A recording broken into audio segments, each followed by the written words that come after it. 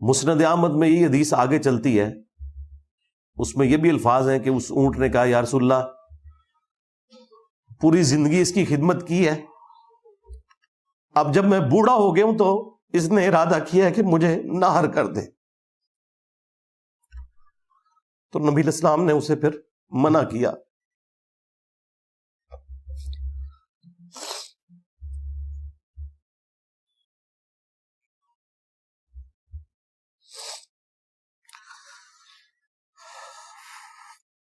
اس انصاری نے کہا یا رسول اللہ مجھے اللہ کی قسم میں اس اونٹ کو کبھی بھی نہر نہیں کروں گا کیونکہ آپ نے مجھے منع فرما دیا. الحمدللہ وحدہ والصلاة والسلام علی من لا نبی بعدہ. اللہ کے نبی علیہ السلام نے فرمایا لَتَتَّبِعُنَّ سُنَنَ قَبْلَكُمْ، اور صحیح بخاری میں دوسرے مقام پر لَتَتَّبِعُنَّ سُنَنَ مَنْ كَانَ قَبْلَكُمْ، تم ضرور پہلے لوگوں کی پیروی کرو گے شبرن بشبرن وذراعن بذراعن، اور ان میں سے اگر کوئی جو ہے وہ کسی گو کے گھر میں اس کے سوراخ میں بھی گھسا تھا تو تم یہی کام تم لوگ بھی کرو گے. اور صحابہ کرام رضوان اللہ اجمعین نے پوچھ لیا کہ پہلے لوگوں سے کیا مراد ہے، تو نبی علیہ السلام نے فرمایا، اور پوچھا کیا یہود و نصارہ مراد ہیں، تو اللہ کے نبی علیہ السلام نے فرمایا فمن، اگر وہ مراد نہیں تو پھر کون مراد ہے. صحیح بخاری میں 2 مقامات پر اور صحیح مسلم وغیرہ میں یہ حدیث موجود ہے. یعنی یہ امت بھی یہود و نصارہ کے طریقوں پر چل نکلے گی، ہو بہو شبرن بشبرن وذراعن بذراعن. یہود و نصارہ میں ایک بیماری یہ بھی تھی، وہ کتمان کرتے تھے حق بات کو چھپاتے تھے. قرآن کریم میں بھی اللہ ذوالجلال نے فرمایا کہ وہ اپنی کتابوں کو بدل دیتے تھے، کلمات کو ان کے اصل جگہوں سے پھیر دیتے تھے. اس امت میں بھی ایسا ہوگا جیسا کہ اللہ کے نبی علیہ السلام نے فرمایا. اور صحیح بخاری کے اندر کتاب الحدود کے اندر آپ دیکھ سکتے ہیں عبداللہ ابن سلام رضی اللہ عنہ کا وہ واقعہ موجود ہے.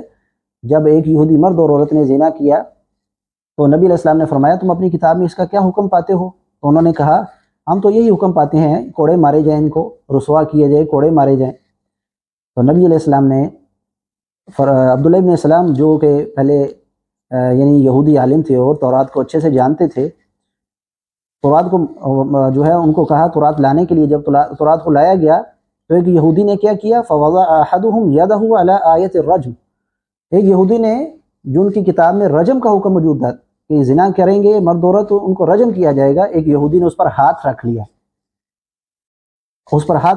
تو عبداللہ ابن سلام کہنے لگے ارفع یدک، اپنا ہاتھ اٹھا.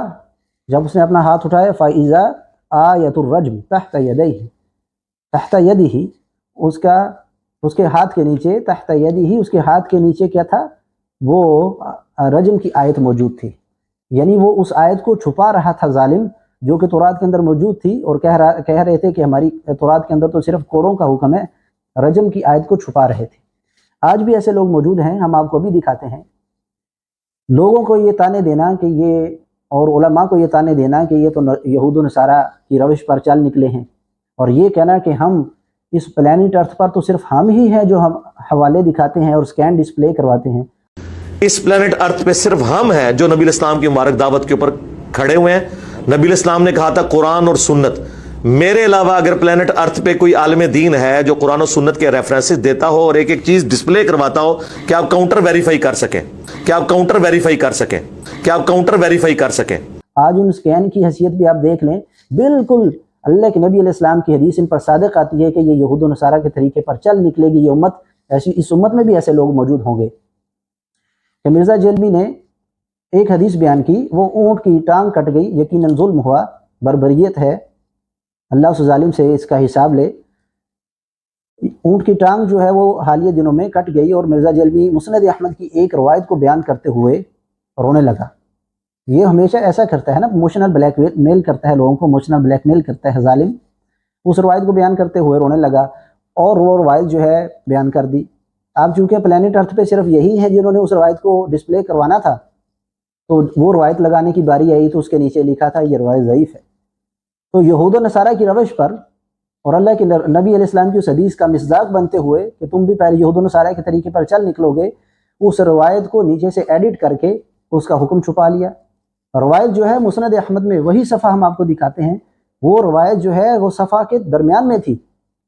اور اس نے اس کو صفحے کے شروع میں لے آیا اور ایڈٹ کر دیا، اور نیچے جو لکھا ہوا تھا کہ یہ روایت ضعیف ہے اس کو چھپا لیا۔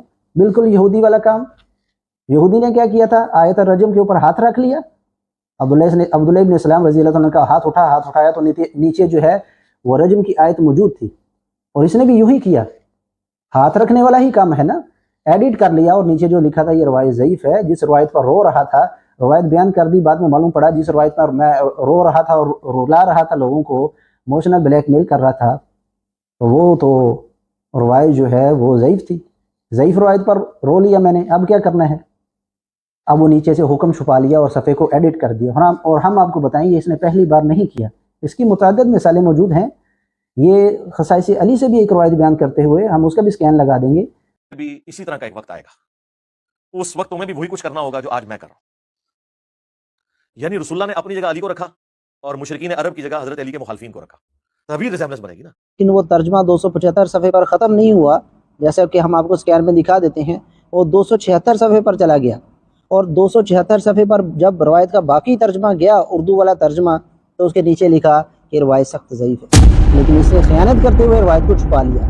خصائص علی امام نسائی رحمہ اللہ کی کتاب سے ایک روایت بیان کرتے ہوئے جو کہ اس نے معاویہ رضی اللہ عنہ کے خلاف پیش کی تھی، وہ روایت سخت ضعیف تھی، اس کے نیچے لکھا ہوا تھا، اس کے نیچے حکم لگا ہوا تھا محقق کا کہ روایت سخت ضعیف ہے، ایک راوی ضعیف تھا اور ایک مدلس تھا، اس کے نیچے اس نے وہاں بھی ایڈٹ کر کے صفحے کو چھپا لیا اور سکین جو ہے یوں شو کیا کہ نیچے کوئی روایت کا حکم نہیں ہے۔ یہ بالکل یہود و نصارہ کی روش ہے۔ ایک انسان خود جو ایسا کرتا ہو وہ دوسروں کو اگر کہے اور یہ تانا دے کہ یہود و نصارہ کے روش پر چل نکلے ہیں، تو یہ کوئی حیران کن بات نہیں ہے، اور پھر کہنا کہ ہم اس پلانٹ ارتھ پر ہم ہی ہیں جو سکین ڈسپلے کراتے ہیں۔ حضرت یوں حضرت جو ہیں وہ سکین ڈسپلے کرواتے ہیں نیچے سے روایت کا حکم چھپا کر اور ایڈٹ کر کے یہود و نصارہ کی روش پر چلتے ہو۔ مسند احمد میں یہ حدیث آگے چلتی ہے، اس میں یہ بھی الفاظ ہیں کہ اس اونٹ نے کہا یا رسول اللہ پوری زندگی اس کی خدمت کی ہے، اب جب میں بوڑھا ہو گیا ہوں تو اس نے ارادہ کیا ہے کہ مجھے نہر کر دے، تو نبی الاسلام نے اسے پھر منع کیا